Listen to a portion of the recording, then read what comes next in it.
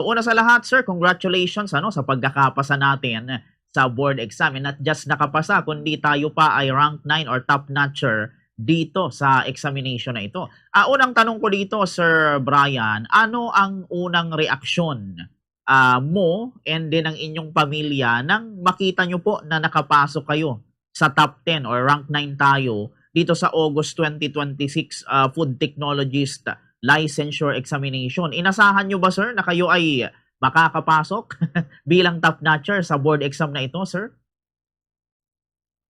Um, Actually, Bombo Care, yung pinaka-initial reaction talaga is sobrang gulat. Kasi after the exam actually, chinat ko na agad si mama. Sabi ko, ma, bagsak ako. Parang pinangunahan ko na agad. Sabi ko, hindi ako papasa sa exam. Because I think kasi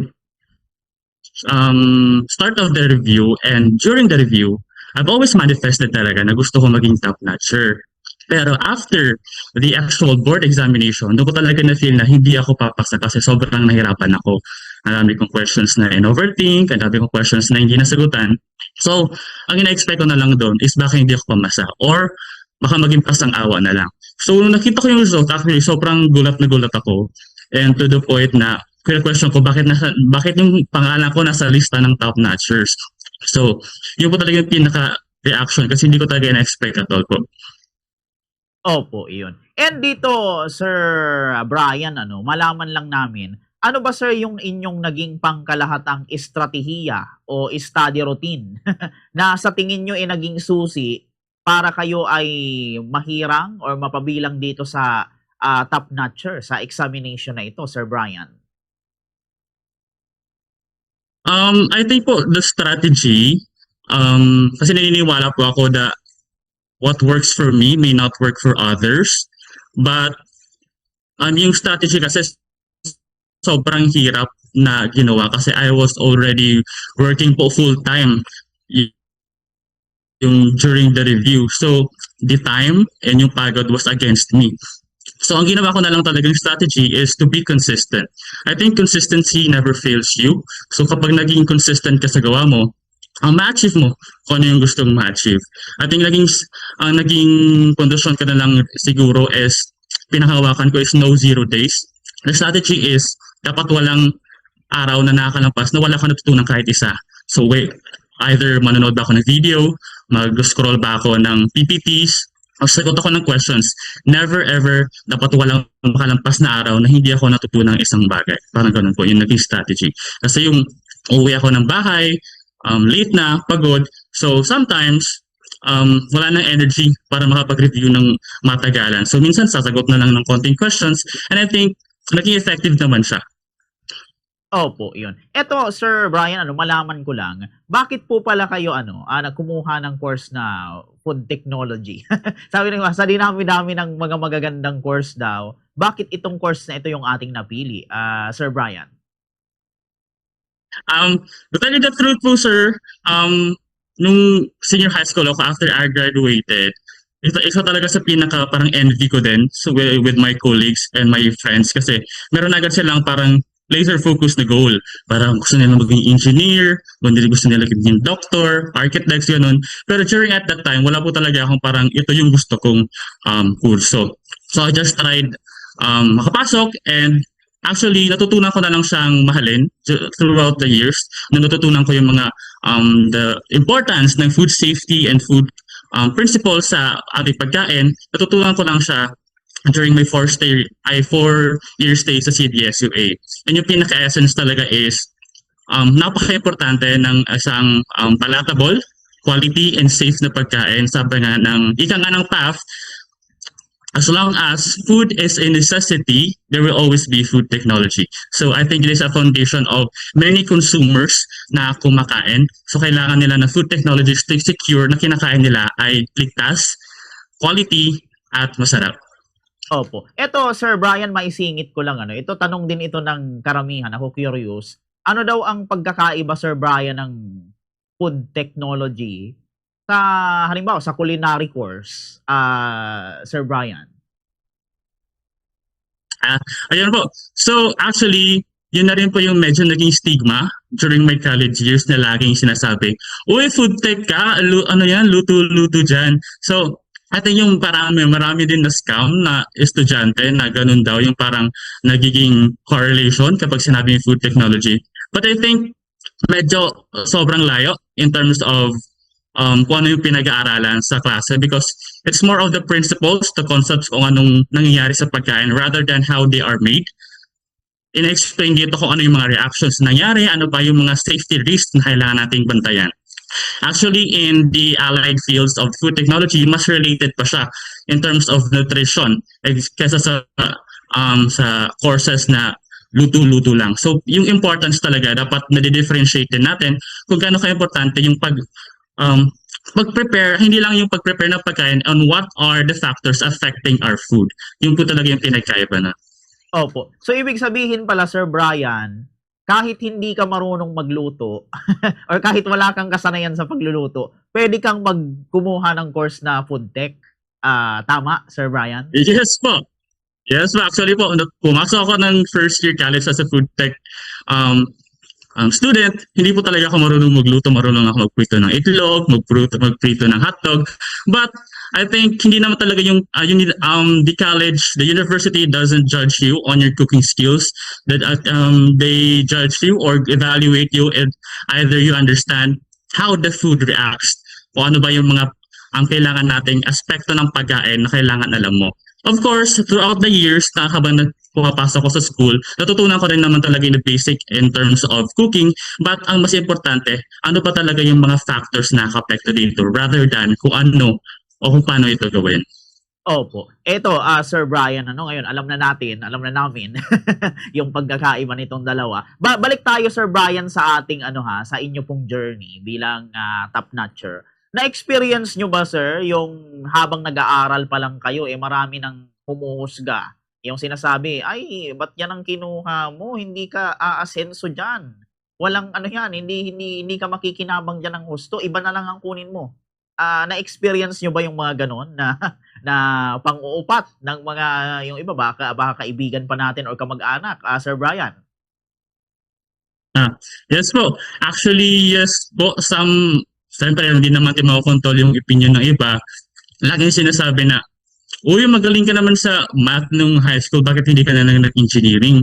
Or bakit hindi iba na lang yung course yung kinuha mo?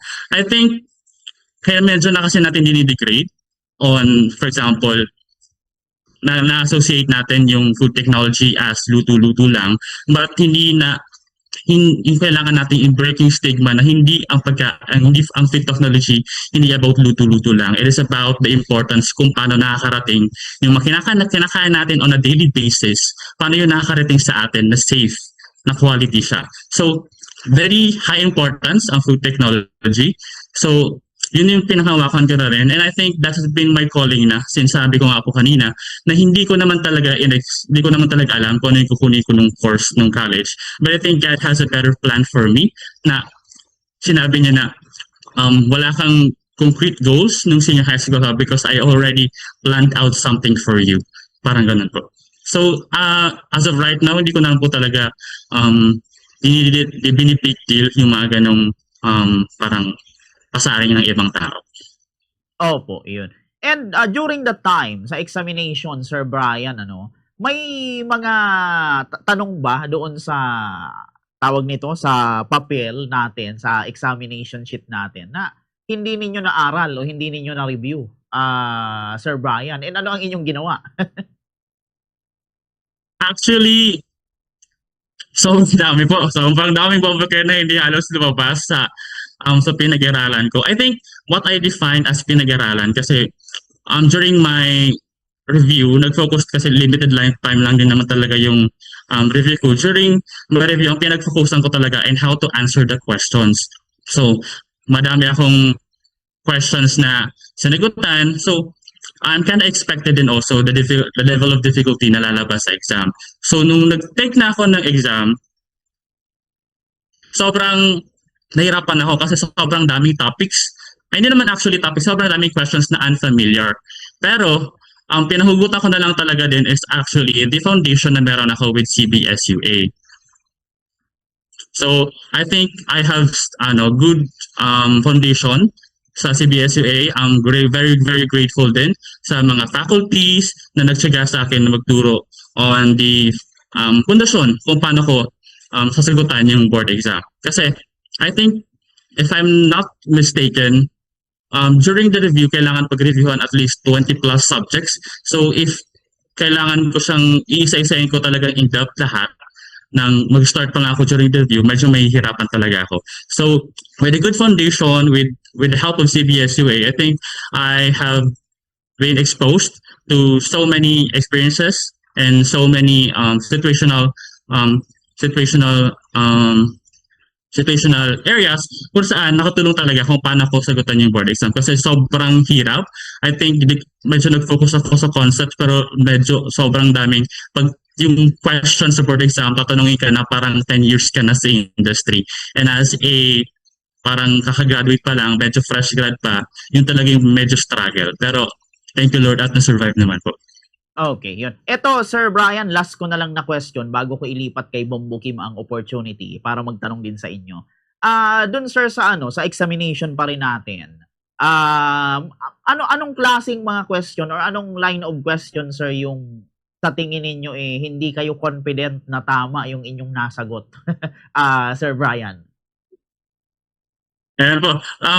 Medyo konti lang ako na magkukwento ko lang ako ng konti kasi the examination is a 2-day exam. So, first day, second day, tapos apat na area. 100 questions each. So, 400 questions in total. So, for the first day ko talaga, medyo confident pa ako ng konti. Kasi more on the concepts yung question. Sabi ko, na-review ko to. Medyo okay ako dito. But at the second day, yun na lang the part na gusto ko na lang iyakan yung computer. Kasi sobrang hirap ng questions. I think yun talaga yung pinahirapan ako because the questions are so situational na kailangan, sabi ko nga kanina, na dapat parang for you to have an advantage in taking the exam, kailangan parang 10 to 15 years ka na minimum in the industry. Ganun level yung questions na I think na perceive ko, na feel ko hindi lang siya madadala na alam mo yung concept, dapat alam mo yung realidad sa loob ng food industry. Parang ganun po yung level of questioning. So yun talaga nag-struggle ako. Kaya yung pakatapos pa ng exam, nag-shot na ako kay mama na sabi ko, hindi ako papasa kasi sobrang nahihirapan talaga ako sa day 2.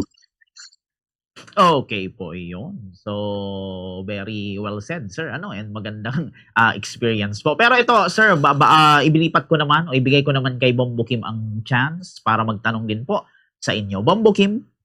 Ayun, good morning Sir Brian and Bombo Kim Ramos po ito. Maraming salamat sa pagbibigay ng oras po para sa panayam ito. Siguro sir, may nabanggit tayo about doon nga po na unang-una hindi natin alam kung yung college, kung anong kurso dati yung pipiliin. If hindi po ako nagkakamali, pa-correct na lang ako sir. And siguro interested lang po kami malaman, kahit lang po brief o kung gusto niyo magkwento din kayo sir, no?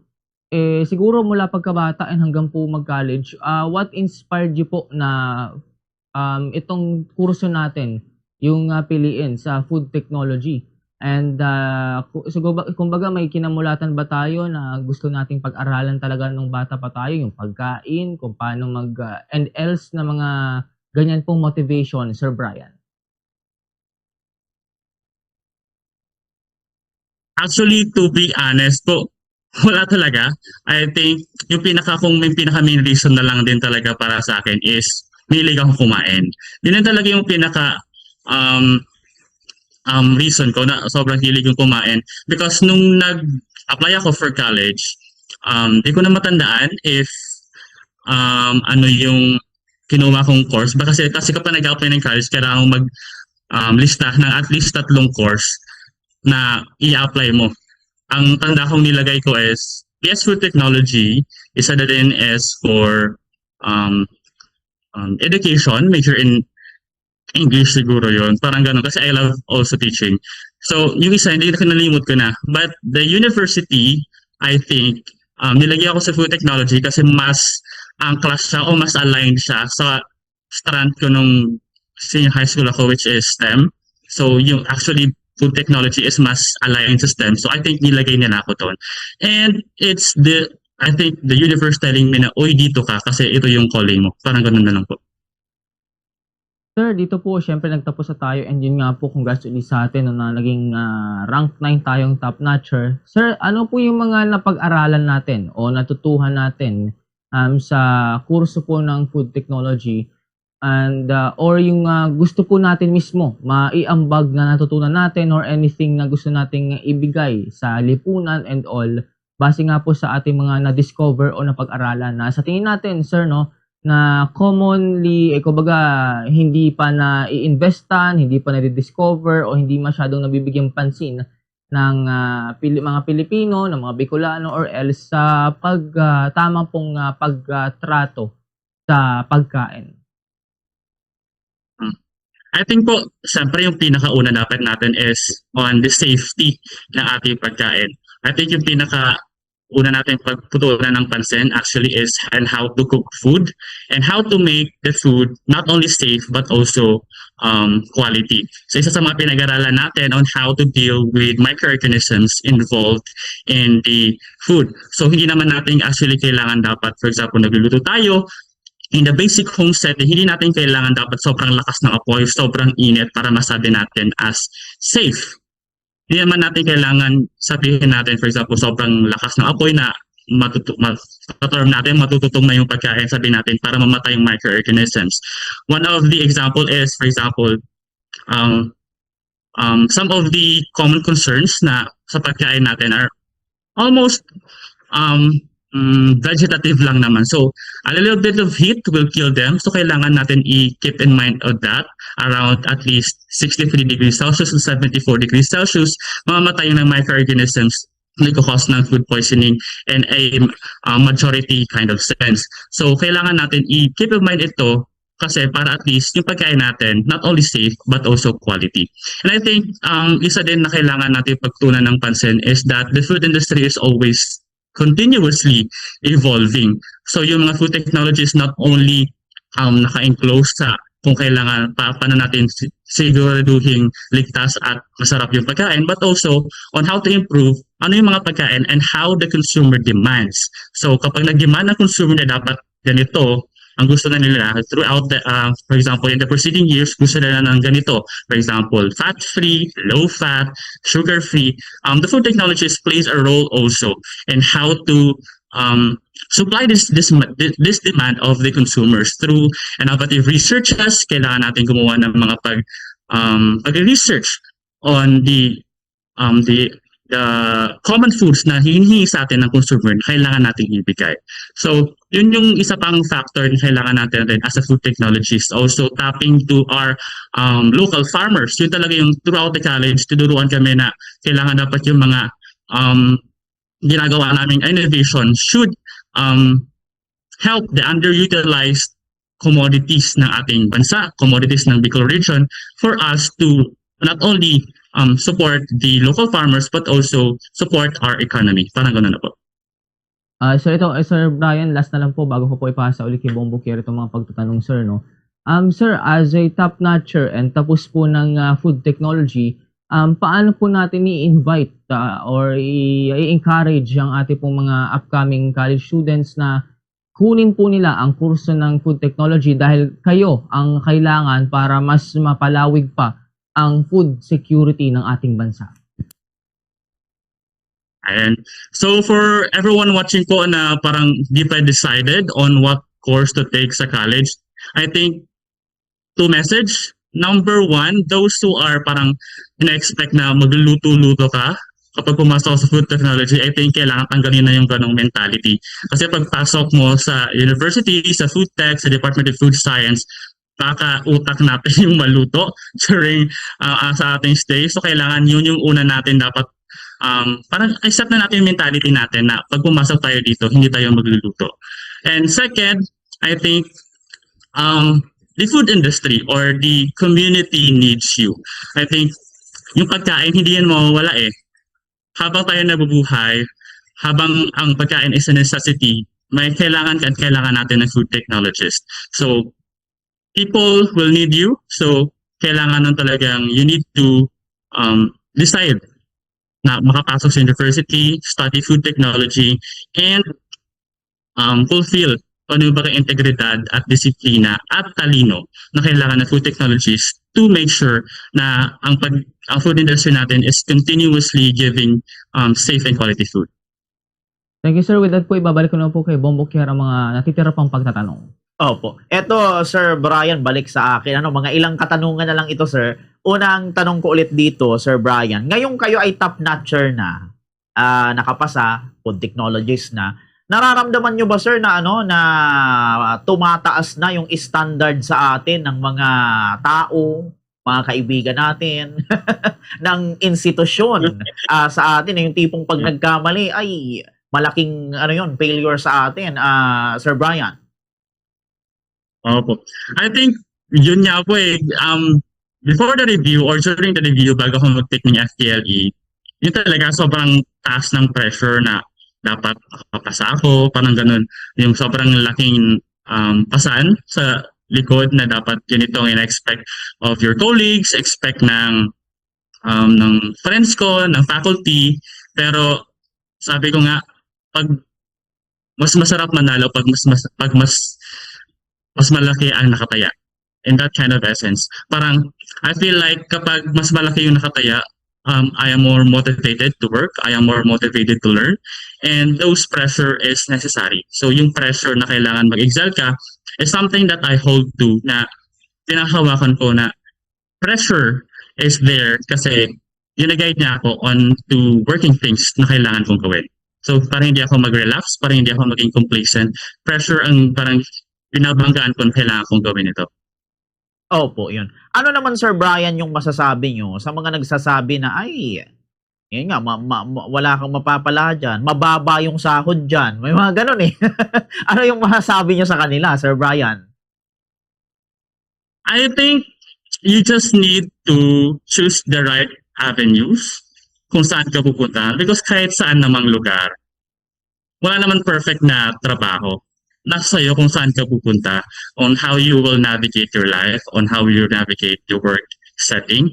I think in terms of the sahod, maraming pwede. Sobrang dami pwede pagpuntahan on. You just need to look kung saan and kung saan ka i-value on your work, on the quality of your work. And second, in terms of walang mapapala, I think sobrang daming mapapala as a food technologist. Kasi in the food industry setting, sabi ko nga, it is always improving, evolving. So, ang daming mga food industries na nagtatayo, ang daming mga food companies na sumusubong. So, yung demand for food technology sobrang taas. So, nag-take this year is around 1,000 plus, and the passers are around 700 plus. So, the food industry needs more. So, kapag take ka ng FTLE, employer na lang ang maghahanap sa'yo. That's not kind of essence. Kasi as a professional food technologies, actually, pero medyo konti pa in terms of the demand of the food industry. Sobrang daming tumatayong food companies. So, meron kang pupuntahan after you graduate. Opo, iyon. And ito, sir, malaman ko lang, ano yung mga future plans ninyo? Plan nyo ba, sir, magtrabaho sa abroad o dito kayo sa Philippines? Sir Brian. I think yun ko parang recently lang nag-usap kami with friends na parang sila punta ng abroad, ganito na yung mga plans sila. And I've said na gusto ko dito sa Pilipinas. And I think I love the Philippines. I think I can contribute to the Philippines. And future plans, hindi ko pa lang, para i-jinx ko, para i-pressure ko rin sarili ko. I want to study masteral and to get PhD also for the food science. And makapasok sa akin because sabi ko nga kanina, yung dalawang kinuha kong course prior pagpunta sa university, pagkapasok sa CBSUA, is isa yung education, isa food technology. So I want to share the knowledge that I've learned throughout my stay, during my FTLE, and the experience I've learned now as a working person. So mga tao naman na aspiring to be a food technologist, I want to nurture, sabi ko, yung foundation nila para at least guided sila in the near future. Opo. Eto, sir, mga dalawang katanungan na lang po. Ngayong nandito tayo, sir, sa platform na ito, baka may nakikinig sa atin na gusto ding mag-aral ng food tech. Di ba? Marami mga nakikinig sa atin ng mga estudyante. Kung meron man, sir, isang misconception about sa food technology, ano yung gusto nyo, sir, na ituwid na misconception na dapat alam na o malaman itong ating mga audience ngayon, Sir Brian? I think I think yun na talaga yung pinaka misconception is luto-luto lang. Yun yung laging parang sinasabi sa atin na luto-luto lang daw yung course. And nasabi ko din na hindi pwedeng ganun yung mentality kapag pumasok ka sa university. Parang pag kinuha mo yung food technology as your undergrad, kailangan prepared ka. Kasi ang pag-uusapan dito is yung safety na ng pagkain na ibibigay natin sa consumers. Hindi yung kung gano'n lang kasarap, ay masarap, ay maganda. Hindi gano'n yung parameters na tinitingnan ng consumer sa atin. Hindi tayo, for example, ay sarap naman ito. O, hindi yun yung values na tinitingnan ng consumers natin. Ang dinedemand sa consumers natin sa isang food technologist ay dapat safe and quality yung pagkain. Opo, iyon. Okay. So ito, sir, bago tayo magtapos sa ating interview, ano ang inyong maipapayo sa mga aspiring food technologist, sa mga gustong kumuha ng course nito? And kung meron kayo, sir, gustong pasalamatan sa kabila ng inyong tagumpay, ibibigay ko ulit sa inyo, sir, ang linya. Ayan. Sa payo muna siguro tayo, Bomboker. I think, yung based from experience then is fear. Yung fear talaga, yung pinaka-takot, yung naging challenge ko din. But I can say now that fear is okay as long as you are keep on moving. I think fear keeps you grounded po, but action keeps you forward. So, kailangan lang, ika nga sabi nila, missed opportunities will haunt you more than failures or mistakes. So, kailangan, take mo lang kung ano yung gusto mo and let the universe decide if deserve mo pa. So, in that kind of essence, yun na lang po yung kailangan kong panghawakan. And second naman po, what was the second question? Yan, baka meron kayong gustong pasalamatan sa kabila ng inyong tagumpay, Sir Brian.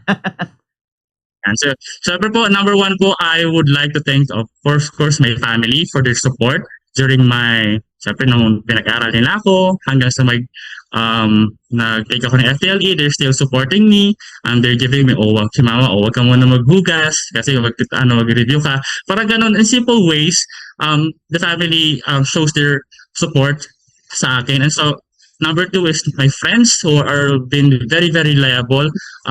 Review together, nag-run together, and also the shoulders that I can lend on talaga.